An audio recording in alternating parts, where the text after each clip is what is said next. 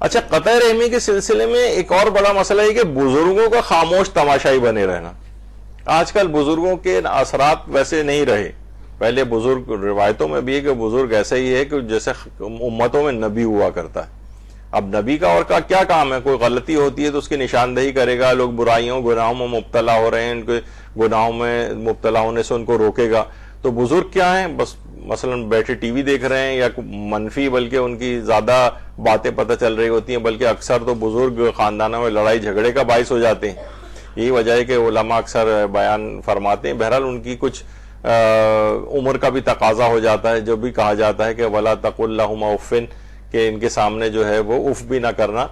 تو مولانا فیروز حیدر صاحب جو انڈیا کے ہیں، وہ اپنی تقریر میں ایک جملہ انہوں نے بڑا اچھا کہتے تھے کہ اللہ کو چاہیے تھا، ویسے اگر ہم بظاہر دیکھیں تو یہ چڑچڑے ہو رہے ہیں نا، ان کی وجہ سے گھر میں لڑائی جھگڑے ہو رہے ہیں، ان بڈھے بڑھیا کی وجہ سے مثلا ہو رہے ہیں. تو اللہ ان کو مخاطب کر کے کہتا ہے کہ دیکھو اب تم اس عمر کو پہنچ گئے ہو تو تمہیں جو ہے اب ذرا جوان اولاد کے سامنے اپنی زبان کو ذرا کنٹرول کرنا ہے. اور یہ سب کہا کہ نہیں، اللہ کو معلوم تھا کہ یہ تو ان کے بڑھاپے کا تقاضا ہے کہ بڈھے بڑھیا بولیں گے ضرور اور یہ کچھ نہ کچھ کریں گے. تو اب اولاد کو مخاطب کر کے کہا کہ تم ان کے سامنے اف بھی نہ کرنا.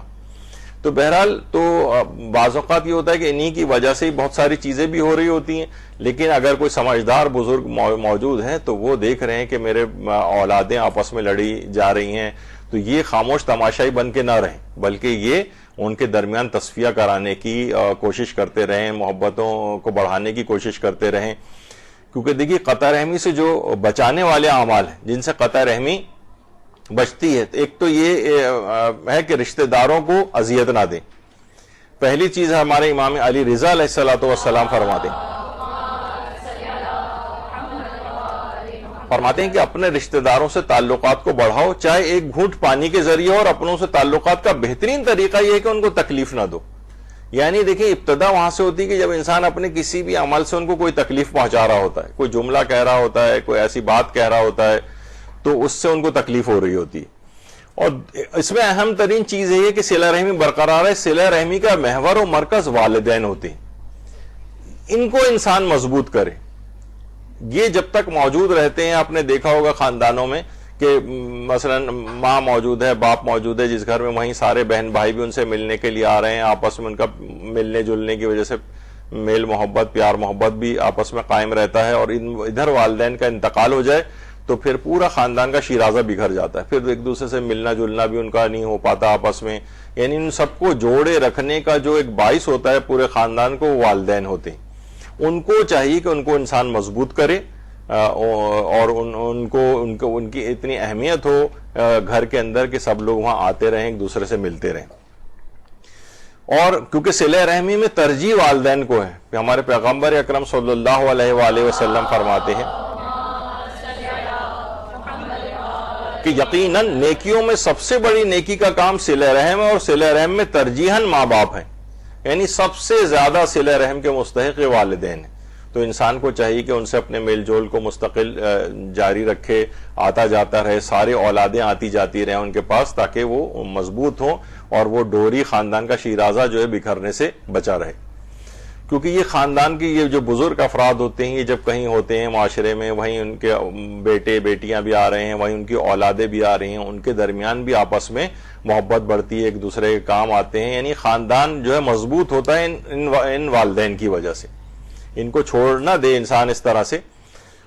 تو آیت اللہ بہجت کے متعلق بھی ملتا ہے کہ کہہ رہے ہیں کہ جب ایک دفعہ مسجد سے جو ہے وہ باہر آ رہے تھے تو بہت سارے علماء بھی کھڑے ہوتے تھے، اور ان میں سے کسی ایک عالم دین سے مخاطب کر کے انہوں نے کہا کہ تم اپنے والد کو ٹیلی فون کیوں نہیں کرتے ہو؟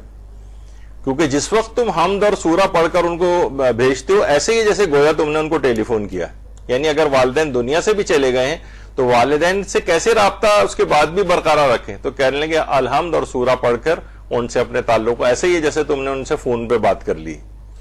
تو انسان مرحوم بھی اگر ہو گئے ہیں والدین تو ان سے بھی صلہ رحمی کا جو ہے وہ برقرار رکھتا ہے انسان. ورنہ بعد میں اگر بھول بھی جائے، بہت سی روایتوں میں بھی آیا کہ بہت سے لوگ زندگی کے اندر صلہ رحمی کر رہے ہوتے ہیں لیکن والدین کے مرنے کے بعد جو ہے وہ قاطع رحم لکھے جاتے ہیں، یعنی والدین کے نافرمان لکھے جاتے ہیں. بلکہ کیونکہ زندگی کی حد تک تو کرتے رہے، تو ان کے پاس آتے رہے خبر گیری، لیکن جب مر گئے تو انہوں نے قبر پہ جانا چھوڑ دیا. ابھی کچھ عرصے بعد انشاءاللہ یہاں پر ایک موضوع پر ہمارا ایک لیکچر ہوگا، ایک تو نہیں ہوں گے، 2 کم سے کم ہوں گے، کہ والدین کے 80 حقوق کے متعلق.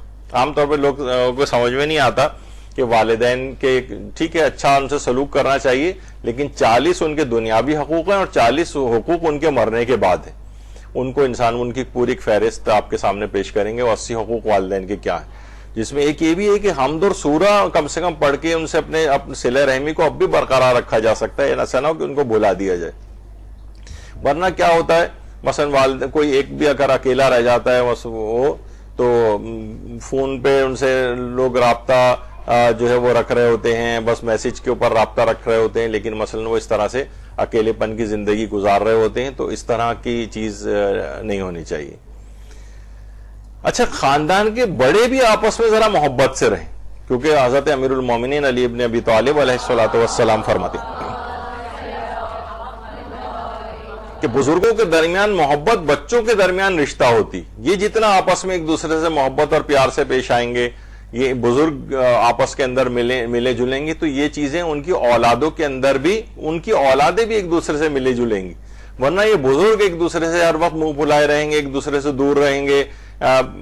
مثلا دادا دادی ہیں مثلا اور ان کی اولادیں ہیں اور پھر ان کے بھی بچے ہیں، تو پتہ چلا بھائی بہن آپس کے اندر نہیں مل رہے ہیں، تو اب ان کی اولادیں بھی ایک دوسرے سے کھنچ جاتی ہیں. پھر تو یہ کیا ہے کہ بزرگ جو آپس میں ملے جلے رہیں گے اگر، تو پھر یہ اولادوں کے درمیان بھی اور ان کی اولادوں کے بعد جو نسل ہے ان کے اندر بھی رشتہ جو ہے وہ برقرار رہے گا.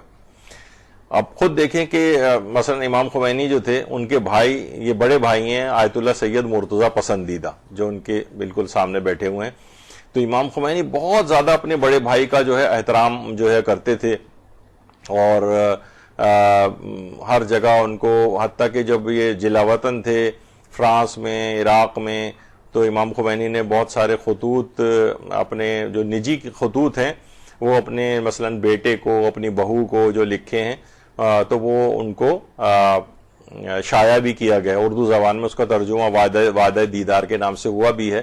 تو ان خطوں کو بھی میں نے جب اس کا مطالعہ کیا تو اس میں خاص طور پر اپنے بھائی کے متعلق بجا انہوں نے یہ بات لکھی. اب سردیاں شروع ہونے والی ہیں، اپنے بیٹے کو لکھا ہے کہ میرے بھائی مرتضیٰ پسندیدہ جو ہیں ان کا بڑا خیال رکھنا، ان کو کہیں ایسا نہ ہو بیمار پڑ جائیں. یعنی بہت زیادہ ایک، یعنی خاندانوں کے جو یہ بزرگ ہیں جب یہ آپس میں پیار و محبت سے ملیں گے تو ان کی نیچے والی جو اولادیں ہوں گی ان میں بھی آپس میں محبت بڑھے گی.